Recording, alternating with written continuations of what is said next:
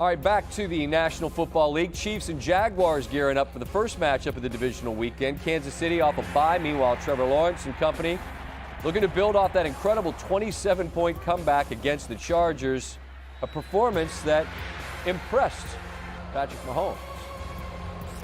That's a true test of a competitor, man. Whenever stuff's not going your way, to still pull your team to find a way to win. And he's done it at every level, high school, college, and now in the NFL, he's taken that team and they've turned it around fast. We understand it'll be a great challenge. And they have a great football team that's been playing playoff football for over a month now. So they understand what it takes to win, and we have to go out there and do whatever we can to do what we can to win. When you're playing a team like them that has a great offense, a high-powered offense that can score a lot of points, and even if your defense is playing well, you got to score to beat guys like this. Just when you got especially a guy like Patrick over there. So, you're aware of that, and there's definitely some stuff we left out there, and excited to get another opportunity. It's going to be fun. Lawrence referring to the previous matchup this season. As for this one, Chiefs are the gold standard on the offensive side of the ball, leading the league in yards per play, yards per game, total points. Jaguars in the top 10 in those three, but 20th in red zone efficiency. 3 ain't going to do it, man. You're going to need to get 7s in this one. Part of the problem for the Chargers. Stunning loss to the Jags in the wild card game. Chargers announced Tuesday the firing of offensive coordinator Joe Lombardi as well as quarterbacks coach Shane Day. On Wednesday, head coach Brandon Staley, who would be entering his 3rd season with the squad, is scheduled to speak with the media. Now, it's interesting that Staley is still the Chargers head coach. I had read on Twitter Saturday night, Steve, that he would be replaced. Oh. This move seems to indicate, as does Adam Schefter's report, that the team's strongly considering keeping Staley, that he might be okay.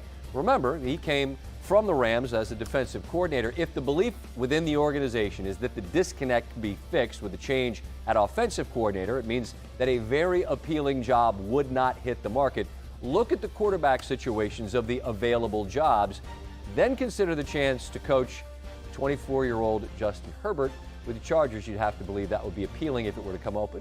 Perhaps it will not. Coming up, as we continue on SportsCenter. We're throwing it back to when award shows were on Zoom because, well, we're retro like that. Anyway, RC, they say football is a game of inches, but yards are also an entire metric. And so, for losing sight of that, the Too Short Award goes to Kirk Cousins and the Minnesota Vikings. Hey, listen, I understand that Kirk Cousins actually played an amazing game, but when it comes down to get a first down late in the game, you have to throw the ball past the yard markers, and Kirk Cousins just didn't do it. And I don't know, maybe the Giants have superpowers. Maybe they can play football 225,000 hours, just like our rapper Too Short once said. But when you have an opportunity to beat Daniel Jones and Saquon Barkley, when you win 13 games, you have to make the correct play here.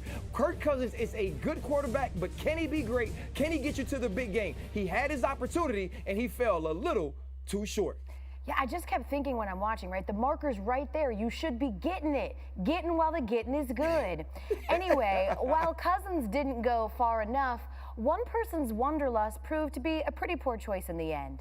And so, the Chasing Waterfalls Award goes to Tom Brady and the Tampa Bay Buccaneers. Tom Brady obviously gave up a ton to come back to this season and play. He's a 45-year-old quarterback that has 7 Super Bowls, going to be a first ballot Hall of Famer. He came back to win a championship. When you look at this team that played last night, they had absolutely no shot. Lackluster offensively, not physical enough on the defensive end, and not a disciplined team at all. And one of the biggest problems with this team was protecting its quarterback, and his quarterback facing the pressure that he saw. All I want to say is this: you have to please stick to the rivers and the lakes that you're used to. Those rivers and lakes were protection, Bill Belichick, and championships, not going home on Wild Card Weekend. Yeah, and about a new landing spot, I'm hearing that Brady is telling people, I don't want no scrubs.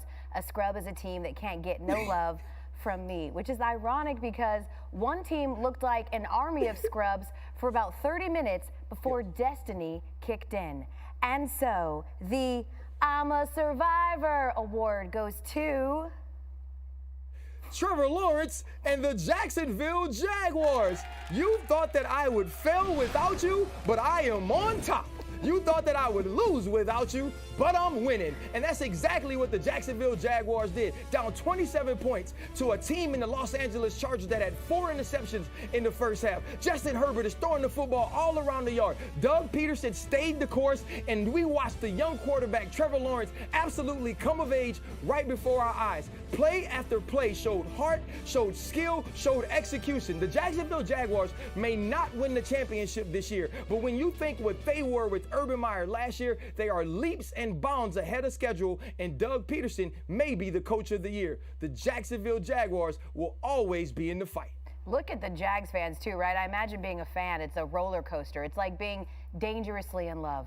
Hey, Ryan Clark, this show is always jumping when you are on it. I appreciated the peekaboo today, and we'll see you in studio next week.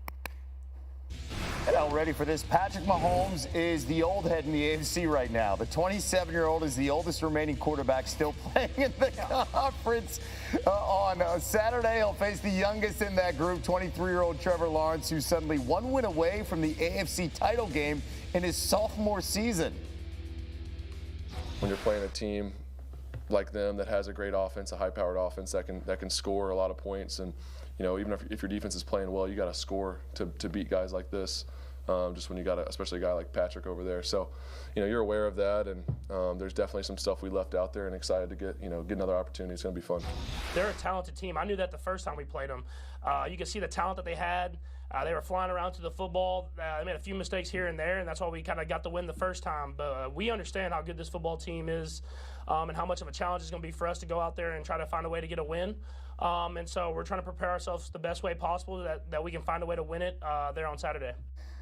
Let's go by the ridiculous numbers with Mahomes in the postseason. This weekend, Patrick Mahomes will be looking to reach the AFC Championship for the 5th consecutive season. Since the 1970 merger, the only quarterbacks to accomplish that, Tom Brady and Kenny Stabler. Kansas City 4-0 with Mahomes in the divisional round. He's averaged over 36 points per in those 4 games. That's the highest scoring average for any starting quarterback in any round since 1950. Mahomes has already recorded 8 playoff wins at the age of 27. On Saturday, he can tie Brady for the most playoff victories by a starting quarterback before turning 28 in the Super Bowl era. And while the Chiefs don't have any QB concerns, a number of teams go into the offseason seeking signal callers. The Texans, the Colts, Seahawks all draft in the top 5. Geno Smith was great for Seattle, but he's a free agent. The Raiders are moving on from Derek Carr, while Tom Brady's future up in the air for the Bucs. Same goes for Lamar Jackson, who has yet to sign a new deal.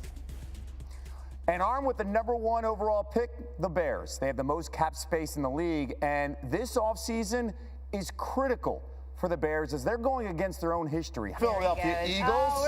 Saturday night, the Giants come in to South Philly for the 3rd time this season. These teams will meet. Daniel Jones ran for the 4th most rushing yards among quarterbacks this season. Just ran all over the Vikings this past weekend. Jones sat out the Week 18 matchup with Philly. Week 14 ran for only 26 yards. The Eagles, they've got Jalen Hurts. 3rd most rushing yards among quarterbacks. Fresh legs, thanks to earning the first-round bye. Picking up most of his yards on design runs, while Danny Dimes does it with the scrambles. We've got reports from both teams, starting with Tim McManus and the Eagles from South Philly. Well, everyone knows that Jalen Hurts is dealing with a sprained right shoulder, and that includes the Giants, who could target that shoulder in Saturday's high-stakes playoff game, especially when he runs. Hurts was asked about that possibility. Check out this response.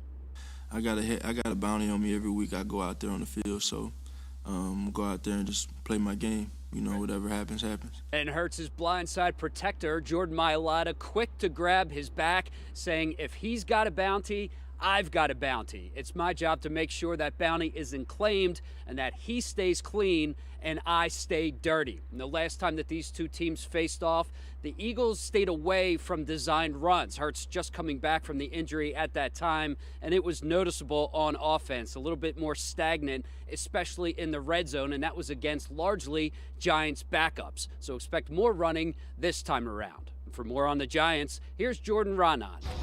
Tim, a night playoff game, South Philadelphia. The Giants know what to expect. It's going to be loud, raucous, and not for everyone. I told my mom she can't come to the games because she'll go back at them. But it should be fun, and I'm excited. Rowdy fans, cursing, drunk people, all kind of stuff being said. I mean, it's a divisional game. I think that brings some intensity to it, and yeah, I mean, they're known for having a good crowd that supports their team, and yeah, so we're prepared for it. We've played there before. No current Giants were on the roster the last time they won in Philadelphia almost 10 years ago, but they feel confident after taking the Eagles to the wire in Week 18 with their backups. Saquon Barkley and his teammates wanted this opportunity. Oh yeah, he said immediately after finding out the matchup, it's Philadelphia. With the Giants, Jordan Raanan, ESPN. The I-95 matchup. The Eagles will look to beat the Giants next week for a third time this season. This is the 7th time in the last 15 seasons that teams will meet in the playoffs after one team beat the other twice during the regular season. The team that swept the season series won again in the playoffs in